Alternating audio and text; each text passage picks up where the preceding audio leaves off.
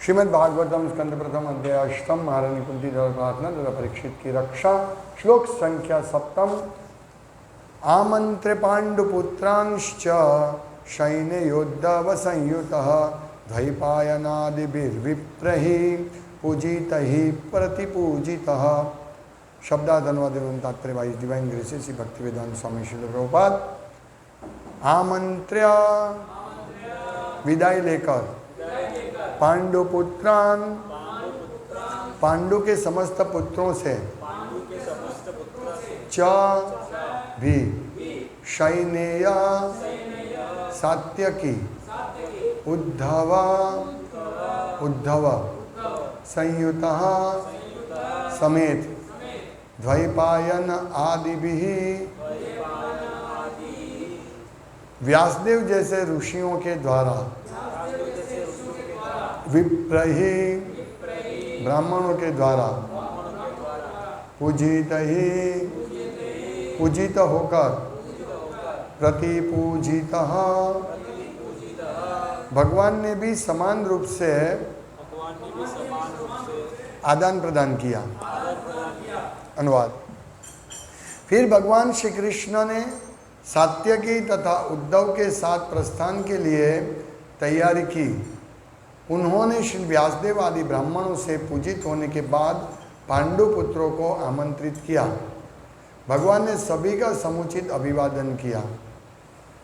तात्पर्य, क्षत्रिय होने के कारण श्री कृष्ण ब्राह्मणों द्वारा पूजनीय नहीं थे, लेकिन वहाँ पर उपस्थित श्री व्यासदेव आदि सारे ब्राह्मण उन्हें भगवान के रूप में मानते थे, अतएव इन सबों ने उनकी पूजा की।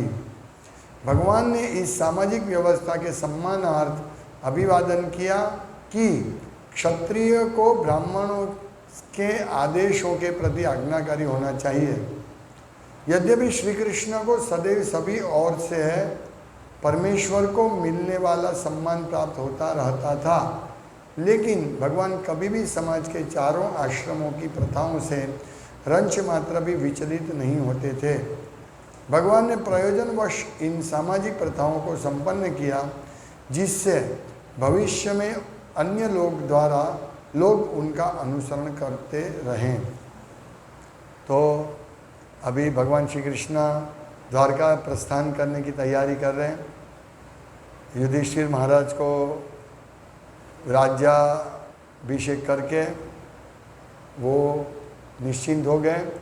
अभी प्रजा के पास समय है कि वो भगवान उनकी भक्ति कर सके, और ये मनुष्य जीवन का भौतिक जगत बनाने का भगवान को जो ध्येय है कि सबको भगवत धाम जाने के लिए, कृष्ण प्रेम प्राप्त करने के लिए सुविधा प्राप्त होनी चाहिए। तो ऐसे राजा प्रस्तावित करने के बाद भगवान द्वारका अपने घर जा रहे हैं। कितने महीनों से भगवान द्वारका से दूर थे, यहाँ रहते थे पांडवों के साथ। अभी भगवान है, वो कोई वर्ण और आश्रम में नहीं है। हालांकि भगवान इस समय क्षत्रिय के वर्ण में थे, क्षत्रिय गृहस्थ। तो जनरली क्षत्रियों को ब्राह्मण का आदर करना चाहिए और उनकी पूजा करनी चाहिए, लेकिन यहाँ कहा है कि श्री व्यासदेव आदि ब्राह्मणों से पूजित होने के बाद उन्होंने श्री कृष्ण की पूजा होती थी ब्राह्मणों के द्वारा। हालांकि ब्राह्मण कभी क्षत्रियों की पूजा नहीं करते हैं, लेकिन ये ब्राह्मणों, व्यासदेव सहित सभी ब्राह्मणों ने इसलिए भगवान की पूजा की क्योंकि वो पूर्ण पुरुषोत्तम परमेश्वर है, वो सब जानते थे। देखिए, ब्राह्मण का यही कर्तव्य है कि जानना क्या क्या है, व्हाट इज व्हाट। तो वो जानते थे कि ये पूर्ण पुरुषोत्तम परमेश्वर है, इसलिए हमारा कर्तव्य बनता है कि हम ब्रह्म जानाति थी ब्राह्मण। वास्तविक ब्राह्मण कौन है? जो ब्रह्म को जानता है, परम ब्रह्म को जानते हैं, आत्मा को जानते हैं, परमात्मा को जानते हैं, तो इसको रियल ब्राह्मण बोलते हैं। तो जो वैष्णव है वो ये सब जानते हैं आत्मा के बारे में, परमेश्वर के बारे में, इसलिए वो भी ब्राह्मण है। ब्रह्म जानाति इति ब्राह्मण। तो ये जो सम्मान किया तो भगवान ने उसका स्वीकार किया कि ब्राह्मण जो करते हैं वो ठीक है, वो आज्ञाकारी होना चाहिए क्षत्रिय को, तो भगवान ने वो स्वीकार किया। एक क्षत्रिय राजा के नाते भगवान ने सब स्वीकार किया। लेकिन भगवान ने तुरंत ही भगवान ने भी सभी का समुचित अभिवादन किया। यानी ऐसा नहीं कि वो भगवान ने प्रार्थना पूजा स्वीकार ली फिर भगवान घमंडी हो गए, नहीं। भगवान को कोई फर्क, प्रभुपाद कहते हैं यहाँ भगवान चारों आश्रमों की प्रथा से रंच मात्र भी विचलित नहीं होते थे। थोड़ा भी उनको ये नहीं था ओहो मेरी पूजा हो रही है। जनरली जो सीनियर भक्त होते हैं उनकी पूजा करने के लिए सदैव सब भक्त तत्पर रहते हैं कि इनकी पूजा करो, इनकी सेवा करो। तो ये सीनियर भक्तों की भी बहुत बड़ी जवाबदारी है और उनको बहुत नम्रता से ये समझना है कि ये जो मेरी पूजा हो रही है क्यों हो रही है, क्योंकि भगवान को सब जानते हैं, मेरा कनेक्शन भगवान के साथ है और जो मेरी पूजा कर रहे हैं वो सबको मैं भगवान के साथ कनेक्ट करवा दूंगा। हाँ, ये मेरी पूजा नहीं हो रही है, वास्तव में भगवान की पूजा थी। व्यास पूजा, महाराज की व्यास पूजा होती है तो इसका मतलब क्या है? व्यास पूजा के दिन ये दिखलाने का मतलब है कि भगवान व्यास की सबको पूजा करनी चाहिए और गुरु व्यास की पूजा करते हैं और शिष्य जो गुरु की पूजा करते हैं वो गुरु शिष्य की पूजा को व्यास देव तक पहुंचाते हैं। आदि गुरु कौन है?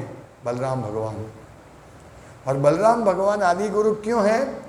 क्योंकि वो भगवान श्री कृष्ण की सेवा करते हैं और वो हमको सिखाते हैं कि हम सबको श्री कृष्ण भगवान की सेवा करनी चाहिए, इसीलिए वो आदि गुरु है।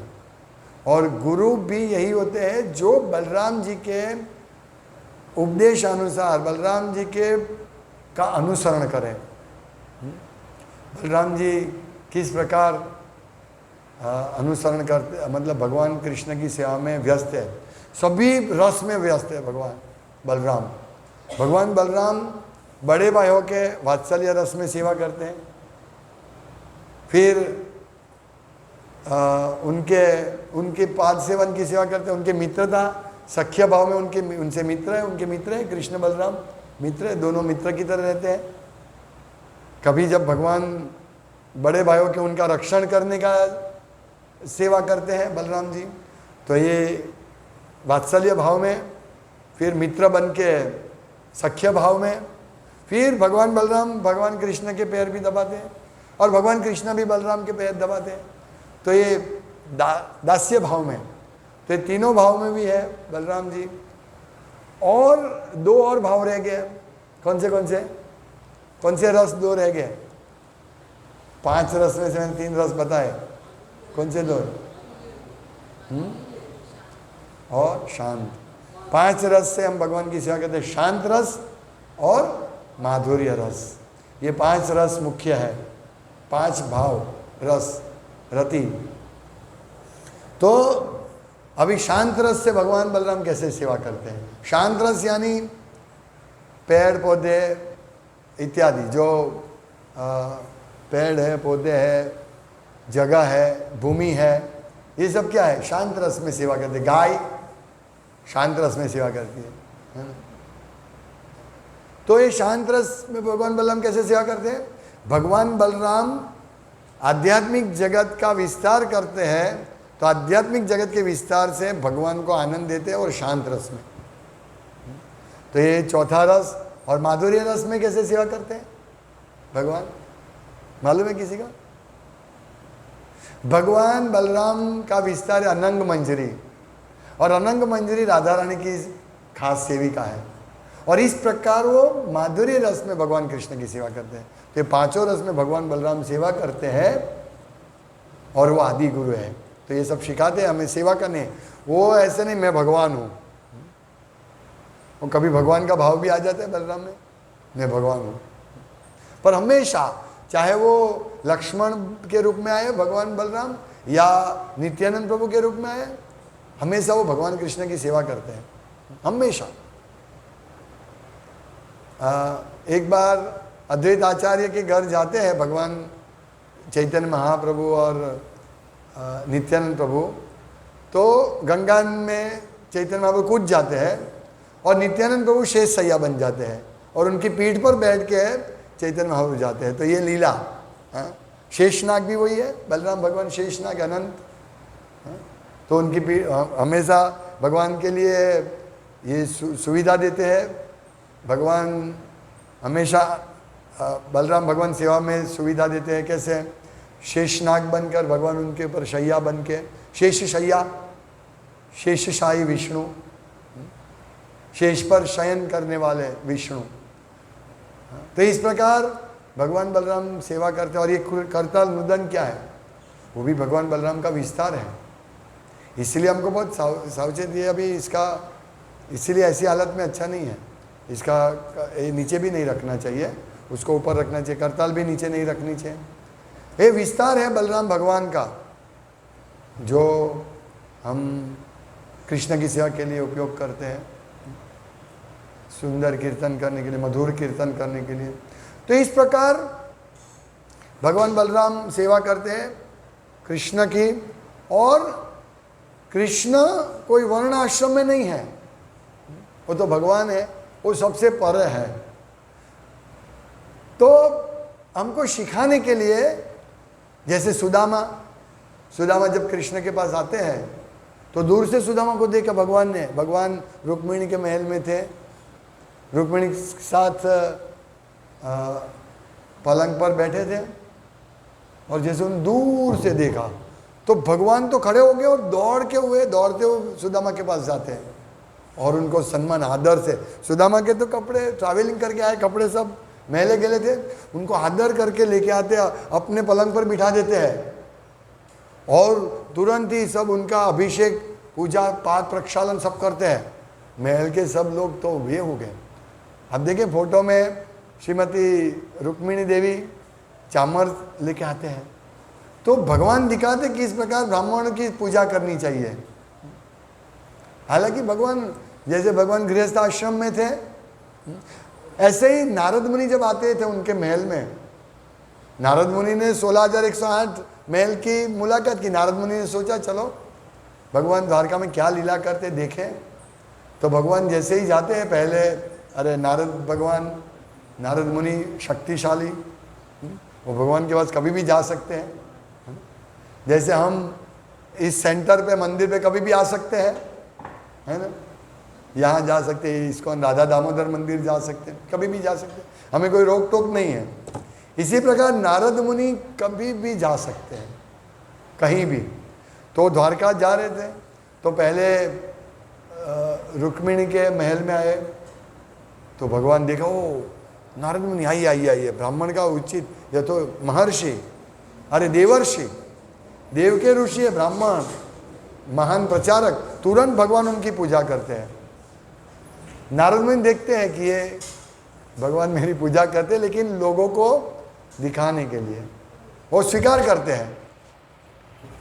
करते हैं, क्योंकि वो क्षत्रिय से ऊपर थे और संदेव भागवतों की पूजा करनी चाहिए। भगवान कहते हैं, भगवान शिव कहते हैं, आराधना नाम सर्वेशा विष्णु आराधनाम परम तस्मात् परतर देवी तदीयानाम अभ्यर्चनम।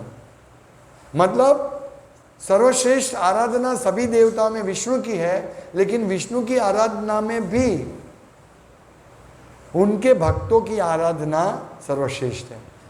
इसीलिए भगवान कृष्ण नारद मुनि का आया, तुरंत एक किया। फिर नारद मुनि कृष्ण के दूसरे महल में जाते हैं, 16,108 रानी में से दूसरे महल में जाते हैं। तो वहाँ भगवान कुछ और कार्य कर रहे थे।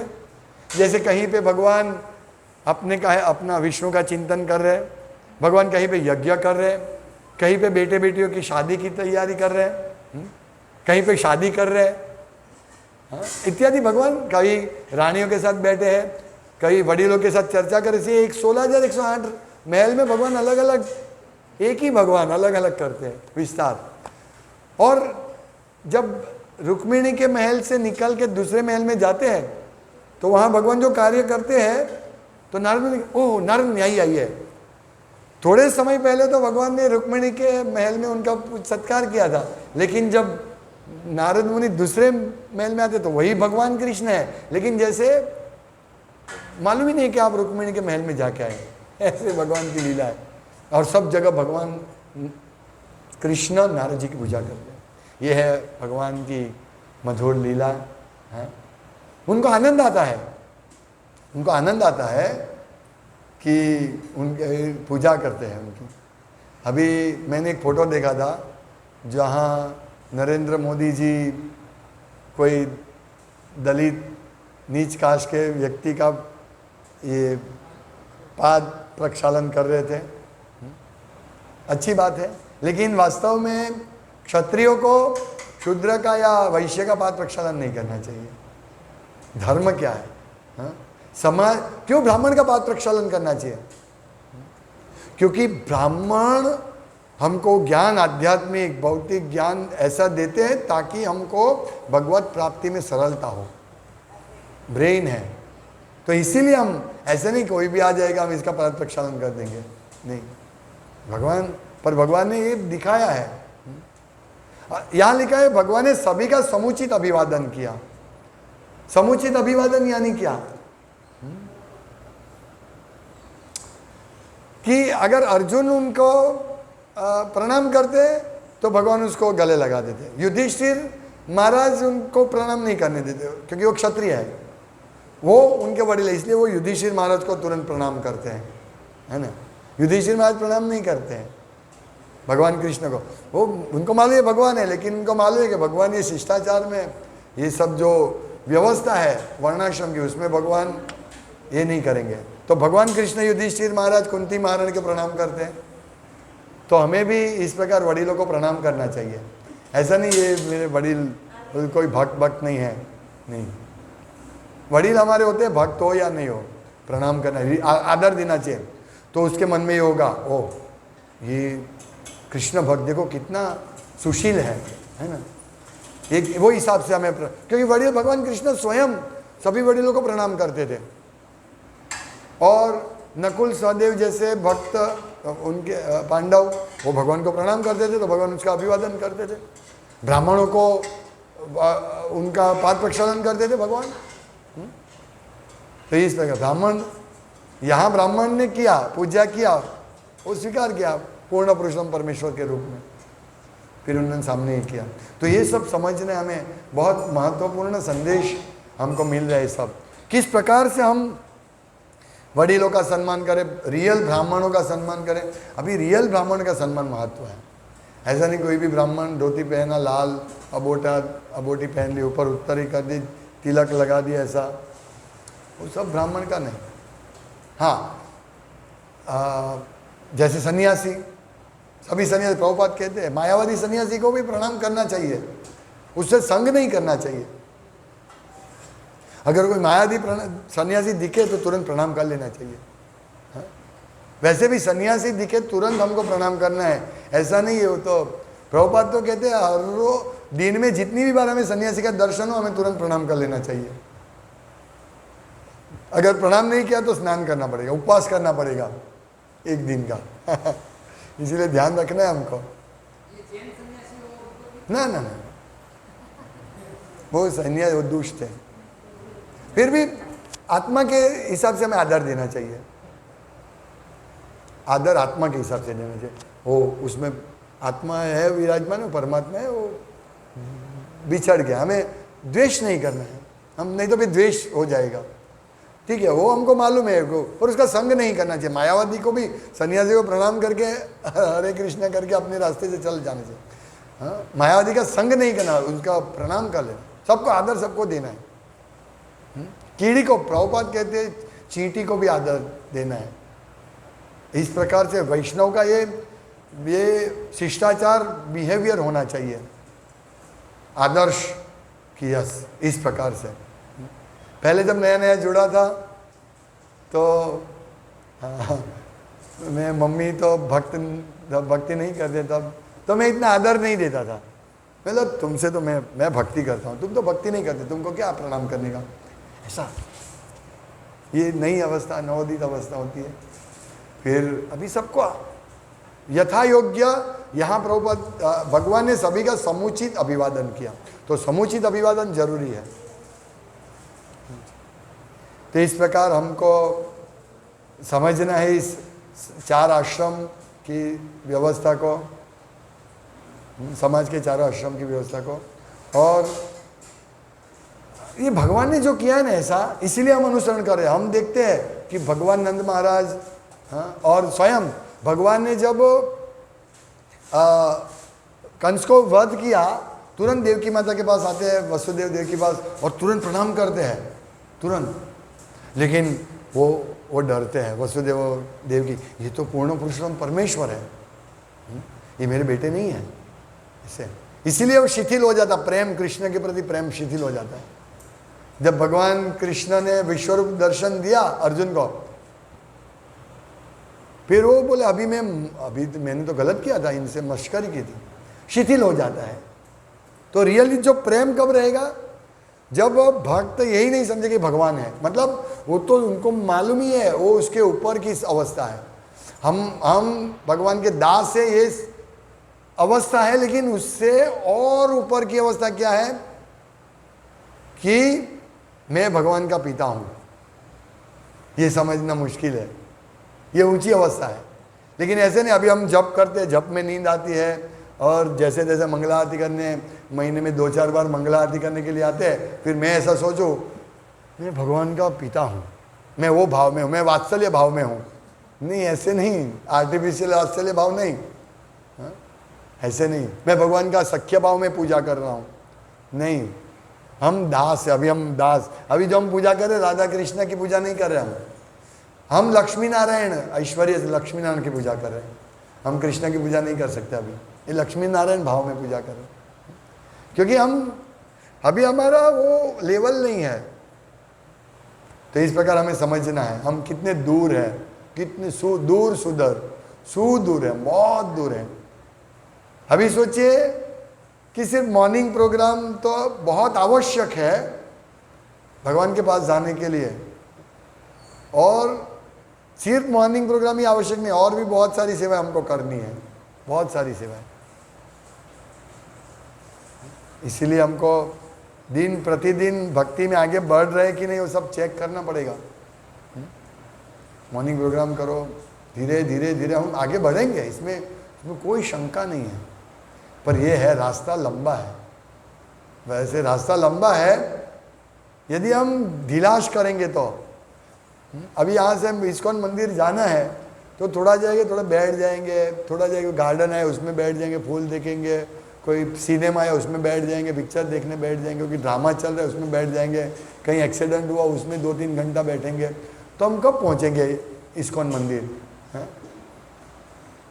लेकिन हमें तुरंत जाना है, फट ये सिनेमा चल रहा है, साइड पर करो, चलो ये चल रहा है साइड पर करो, मेरा ध्येय क्या है? इस्कॉन मंदिर जाना। 1 घंटे में चल के 1 घंटे में पहुंच जाएंगे हम, है ना? तो ये सब है। कभी पैर में चप्पल टूट गए, ठीक है चप्पल छोड़ दो, आगे जाएंगे, परवाह नहीं करते। खड्डा है, खड्डे से साइड पे जाओ। इस प्रकार बहुत सारे अंतराय आएंगे मंदिर जाने के लिए, सबको पार करने। एक बार मंगला आरती में मैं इस्कॉन मंदिर जा रहा था, तो गया तो रास्ते में दूसरे रास्ते से गया था मैं, तो बहुत सारी गाय बैठी थी। कितना उनमें गाय उठती नहीं है, अभी कितनी गाय को उठाए, गाय तो कभी उठती नहीं है। फिर पूरा रिवर्स लिया गाड़ी, कहाँ तक रिवर्स लिया, 1 किलोमीटर घूम के जाना पड़ा, गाय उठती नहीं, क्या करेंगे? ऐसे अंतराय आते हैं। मेरा कहने का तात्पर्य, हम कृष्ण भक्ति करते हैं, बहुत बीच में स्टम्बलिंग ब्लॉक्स आते हैं, अंतराय आते हैं। पहले दौड़े न विघ्न दौड़, दौड़ते फिर कूदते हैं, दौड़ते कूदते हैं, दौड़ते कूदते हैं। तो ऐसे हमारे जीवन में बहुत सारे अंतराय आएंगे, हमको सबको पार करके जाओ, पार हो जाएंगे कृष्ण की कृपा से। ऐसा नहीं है पार नहीं होंगे, ऐसा नहीं है, लेकिन प्रयास करना है। तो इस प्रकार हम सबको आगे बढ़ना है। हरे कृष्ण। इस प्रकार यथा योग्य सबका गुरुदेव यथा योग्य ये है ना, ते सकले सम्माने करिते शकति देहनाथ जथा जथा।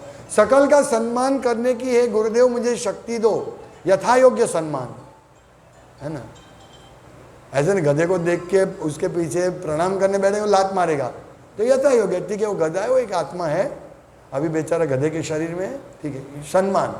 हाँ, ऐसे नहीं गधे को दिखा नहीं और लकड़ी मारी नहीं, ऐसा नहीं। कुत्ते देखते हैं ना हम, कुत्ते को देख के कोई कोई ऐसा उसको मारने दौड़ते हैं, क्यों मारते हैं भाई, क्या बिगाड़ा उसने तुम्हारा, ऐसा। तो यथा योग्य सम्मान करना है, तो ये गुरुदेव को प्रार्थना करनी है, गुरुदेव यथा योग्य सब जीव का यथा योग्य सम्मान करने की शक्ति दो, क्योंकि हम भी कभी कुत्ते बन जाएंगे। जो बहुत दुष्ट है, असुरी भाव वाले हैं, उसको कुत्ते और सुअर बनना पड़ता है। भगवान उसको कुत्ते और सुअर की योनि में डालते हैं, असुर को योनि में डालते हैं, फिर भगवान को मारते हैं, फिर उसका उद्धार होता है। ये बहुत डेंजरस है। हरे कृष्ण।